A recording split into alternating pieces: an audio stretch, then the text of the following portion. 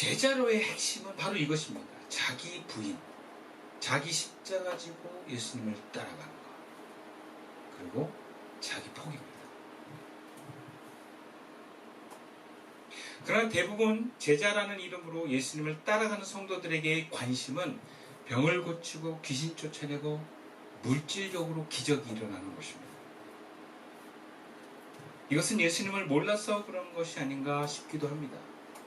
예수님을 믿는다는 게 그런 것만 믿는 것은 아닌데, 어쩌면 알고 있으면서도 우리는 내가 원하는 삶을 도와주고 채워주는 예수님이 좋습니다. 모든 사람은 행복하고 싶어 합니다. 행복을 위해서 병이 있으면 고침을 받고 싶고, 귀신의 역사가 있으면 자유케 되고 싶고, 가난하다면 부유해지고 싶습니다.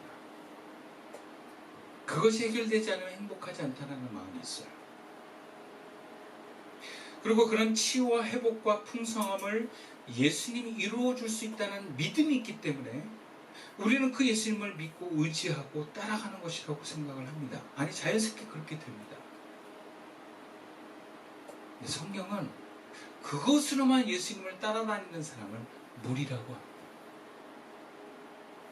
그렇다고 교회에 이 사람들은 무리, 이 사람들은 제자라고 따로 구분해 놓는 건 좀 쉽지 않은 것 같아요. 어쩌면 우리 안에도 그런 무리로서의 마음이 있는 것 같아요. 제자로 따라가고 싶은 마음도 있는데 떡을 먹고 배부르는 것만 관심이 있는 무리의 마음도 있는 것 같아요. 그러나 여러분, 무리로서는 세상을 바꿀 수 없어요. 무리의 신앙만을 가지고는 하나님 나라를 세울 수 없습니다. 하나님의 생명을 흘려보낼 수 없습니다. 제자만 가능합니다.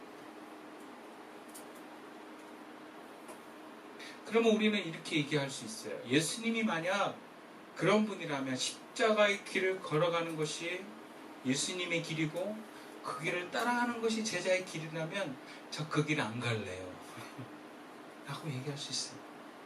저는 그냥 무리로서 살렵니다. 하나님 나라는 뭐 알아서들 하시고요, 저는 그냥 편안하게 살랍니다. 저도 우리 자녀를 양육하는 과정에 자녀와 그런 줄다림이 있어요. 우리 자녀가 수학을 이제 이모가 가르쳐줘서 과외를 받으러 가야 되는데 얘가 숙제를 하나도 안 했어. 가는 길이나 갔다 오는 게 좀 힘들어요. 그럼 얘는 한결같이 얘기해요. 아빠 나 하기 싫어. 왜 하기 싫은데? 너무 힘들어. 그럼 아빠들 입장에서 편안하게 해주고 싶어요. 근데 가만히 생각해보면 얘가 그런 도움을 또 그런 가르침을 거부하고 편안하게만 살면 얘가 앞으로 성인이 돼서 어른이 돼서 어떤 삶을 선택할까? 나를 성장시켜주는, 그러나 그 길이 힘든 그 길을 선택할까? 아니면 성장시키는 길이 힘들면 늘 힘들지 않은 길을 선택하는 아이가 될까요? 그러니까 그거를 생각하니까 편하고 싶어하는 아이의 요구를 들어주기가 어려워요.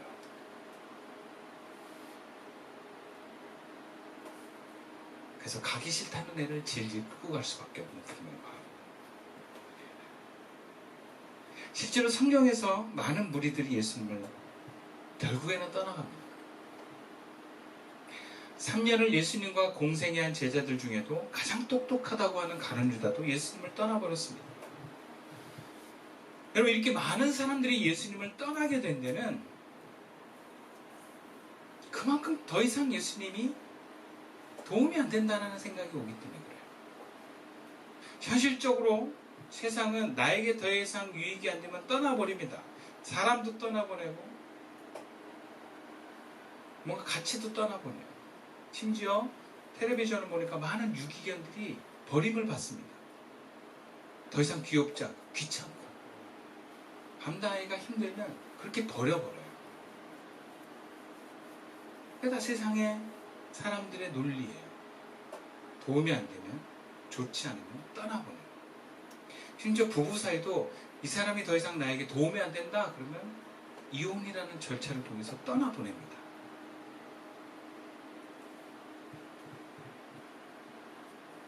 과거의 기적과 만족과 추억만으로 앞으로 언젠가 그 기적과 만족이 다시 올 것이다라는 기대만으로 오늘을 살아가는 건 너무 힘듭니다. 억지로 지난 날을 추억하면서 예수님을 따라가는 삶은 예수님의 제자의 삶은 아닌 것 같아요. 근데 분명한 것은 제자가 아니고는 하나님의 생명을 흘려보낼 수 없다라는 거예요. 그러면 우리는 제자의 삶을 기어이 해나가야 되는 삶을 살아가는 이유는 무엇인가? 끝까지 그 생명 안 흘려보내면 안 되나? 내가 그렇게 손해보고 힘들고 고생하면서까지 생명을 흘려보내야 되나? 그 질문을 할 수 있어요. 자기를 부인하고 자기 십자가를 지고 목숨까지 내놓으면서 예수님을 따라가야 될 만한 처절한 이유가 있는가? 그건 물어볼 수 있어요. 성경은 이렇게 이야기합니다. 본문 24절 말씀이에요. 함께 읽어볼까요? 시작. 누구든지 제 목숨을 구원하고자 하면 잃을 것이요 누구든지 나를 위하여 제 목숨을 잃으면 구원하리라. 그리고 우리가 내 목숨을 내려놓으면서까지 자기를 부인하고 자기 십자가를 지면서까지 예수님을 따라가는 이유는요, 구원 때문입니다. 여기서 말하는 구원을 다른 의미로 해석을 하자면 살기 위해서. 여러분, 사람이 무엇으로 살아가는지 아십니까?